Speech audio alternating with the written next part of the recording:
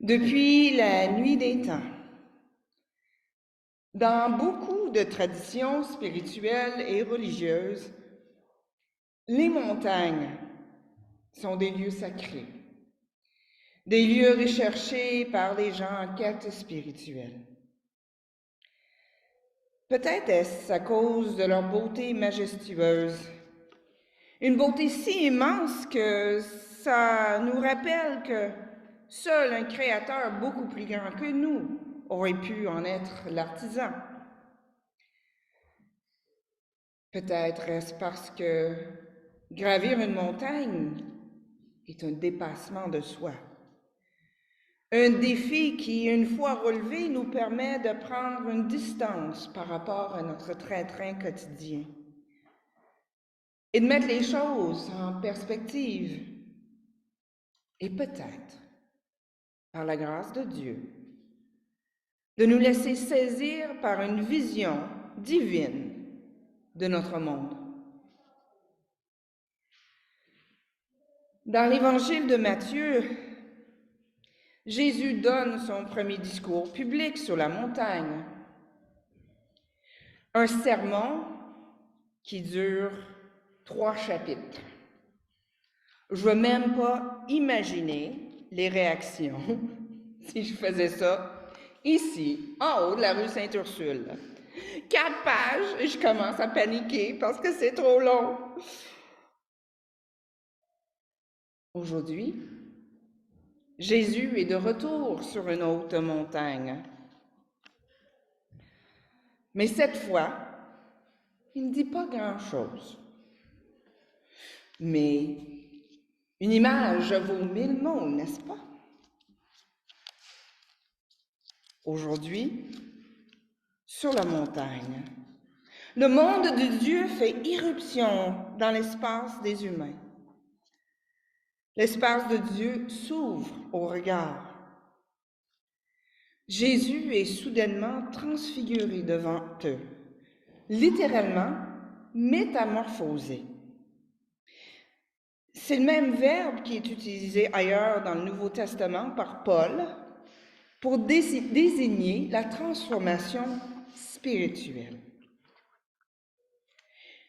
La transformation n'est pas uniquement intérieure. Elle est aussi visible à l'œil nu. N'est-ce pas vrai que, comme notre ancêtre Moïse, les gens qui passent du temps en communion avec Dieu sont rayonnants? Écouter la parole, se laisser instruire par elle, laisse des traces lumineuses sur notre vie. Même si nous n'en sommes pas conscients nous-mêmes, d'autres le voient et sont transformés par la réverbération. Je me souviens quand je suis revenue à la foi et j'étais encore professeure d'anglais langue seconde, un jour je suis allée dans un cours avec des étudiants que je connaissais depuis 2 ans et à un moment donné, il y en a un d'entre eux qui a dit « Qu'est-ce que t'as? Es-tu amoureuse? » Il a vu quelque chose qui se passait à l'intérieur de moi.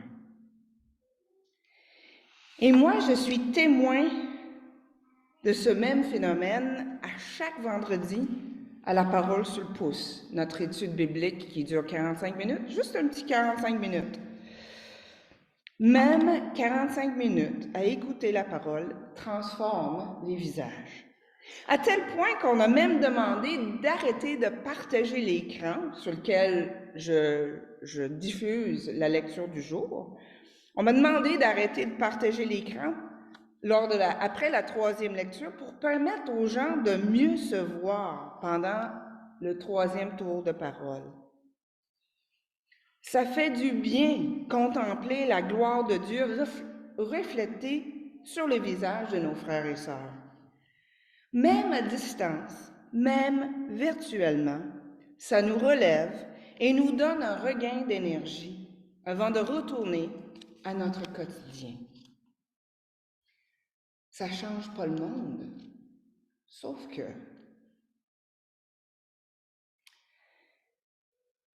Matthieu nous dit que c'est au moment où les disciples aperçoivent la gloire de Dieu en Jésus qu'Élie et Moïse apparaissent.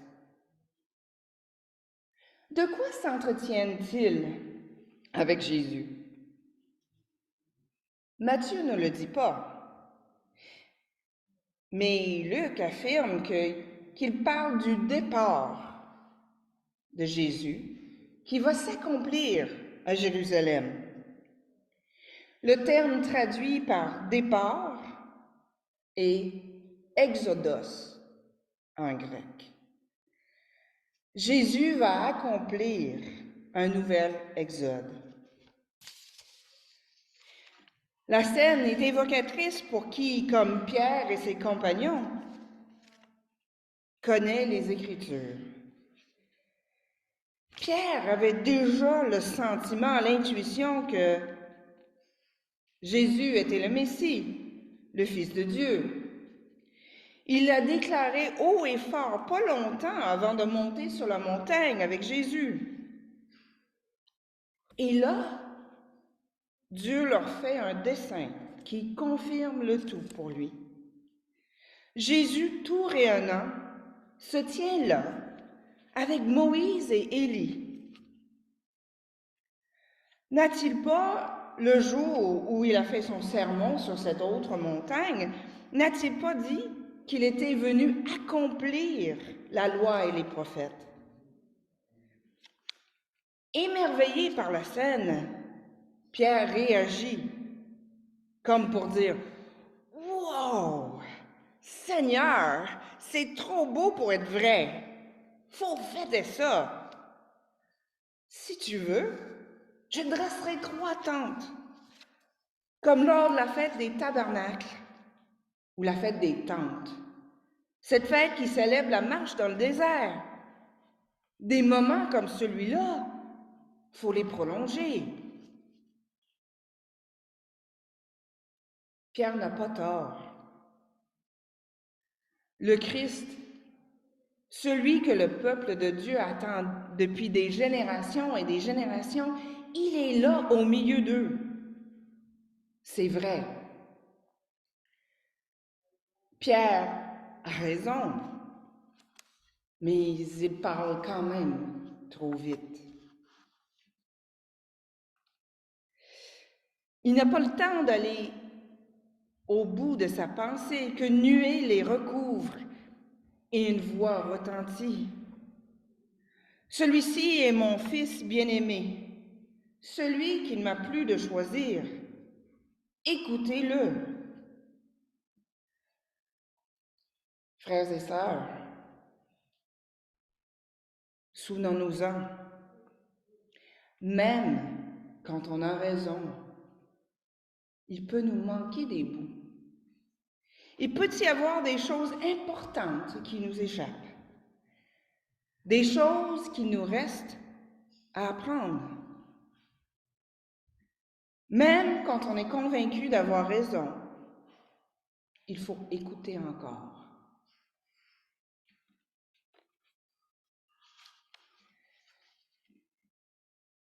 Et la première chose qui sort de la bouche de Jésus, la phrase qui résonne à chaque fois que Dieu est sur le point de faire quelque chose de grand, quelque chose de décisif. N'ayez pas peur.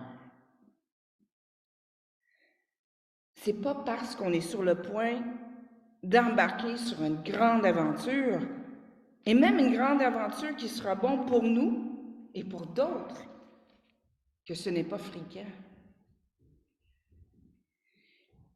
Quand ils sont complètement époustouflés par ce qui leur arrive, quand ils sont émerveillés, et peut-être même pris par le sentiment d'être indignes ou pas à la hauteur, quand ils risquent d'être paralysés de peur, quand ils risquent de ne plus être capables d'avancer, Jésus tend la main, touche ses disciples et dit « Levez-vous, N'ayez pas peur. Et les disciples viennent assez vite sur terre. Ne dites mot à personne de ce qui s'est fait voir de vous, jusqu'à ce que le Fils de l'homme soit ressuscité des morts. Ça c'est le bout qui manquait. Ça, c'est le bout que Pierre ne voulait pas entendre. Quand Jésus a annoncé sa passion pour la première fois, Pierre l'a rabouroué. Pour lui, ça se peut juste pas décliner Messie est mort. Parfois, il faut écouter longtemps avant de comprendre. Même quand on est certain d'avoir raison, il faut écouter encore. Entendez-vous ce que moi j'entends dans l'Évangile de ce matin? Que la transfiguration et la résurrection de Jésus sont indissociables. La transfiguration ne dispense pas de la croix. Elle en situe le sens et elle donne la force de l'affronter, la croix. L'exode que vivront les disciples de Jésus est un nouveau départ.